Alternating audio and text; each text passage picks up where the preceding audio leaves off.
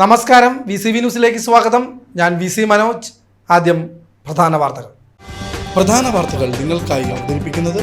ഓരോ വസ്ത്രങ്ങൾക്കും ഒരു കഥയുണ്ട്.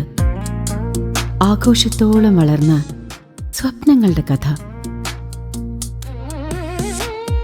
Beauty silks. വാക്കുകൾ നിശബ്ദമാകുമ്പോൾ വസ്ത്രങ്ങൾ സംസാരിക്കട്ടെ.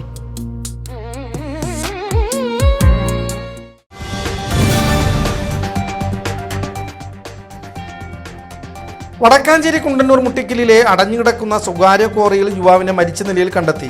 കുണ്ടന്നൂർ സ്വദേശി 23 വയസ്സുള്ള സതുൽ കൃഷ്ണന്റെ മൃതദേഹമാണ് വെള്ളിയാഴ്ച രാവിലെ പ്ലാന്റ് പരിശോധിക്കാനെത്തിയ ജീവനക്കാർ കണ്ടത്.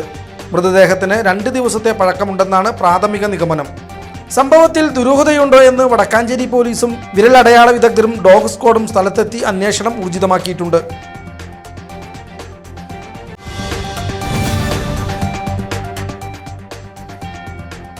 ത്യാഗത്തിൻ്റെയും വ്രതശുദ്ധിയുടെയും സ്മരണ പുതുക്കി വിശ്വാസികൾ ചെറിയ പെരുന്നാൾ ആഘോഷിച്ചു.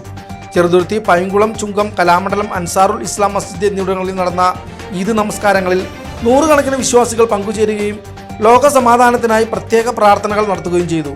ദേശമംഗലം യൂണിറ്റ് SKSSF സംഘടിപ്പിച്ച ഈദിൻ്റെ മധുരം പരിപാടി UR പ്രദീപ് MLA ഉദ്ഘാടനം ചെയ്തു.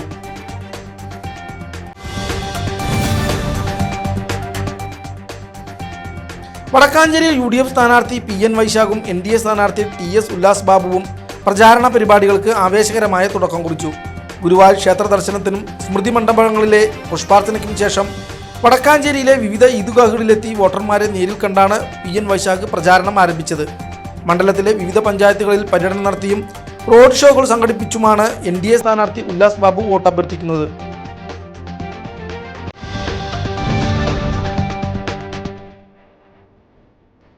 എരുമപ്പെട്ടി നെല്ലുവായ് ധന്വന്തരി ക്ഷേത്ര കവാടത്തിന് സമീപം സ്കൂട്ടറിൽ കാറിടിച്ച് യുവാവിന് ഗുരുതര പരിക്ക്.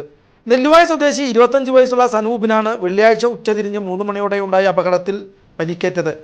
നിയന്ത്രണം വിട്ട കാർ സ്കൂട്ടറിൽ ഇടിച്ചതിനെ തുടർന്ന് റോഡരികിലെ തോട്ടിലേക്ക് തെറിച്ചു വീണ സനൂപിനെ എരുമപ്പെട്ടി ആക്സ് പ്രവർത്തകർ തൃശൂർ മെഡിക്കൽ കോളേജ് ആശുപത്രിയിൽ പ്രവേശിപ്പിച്ചു.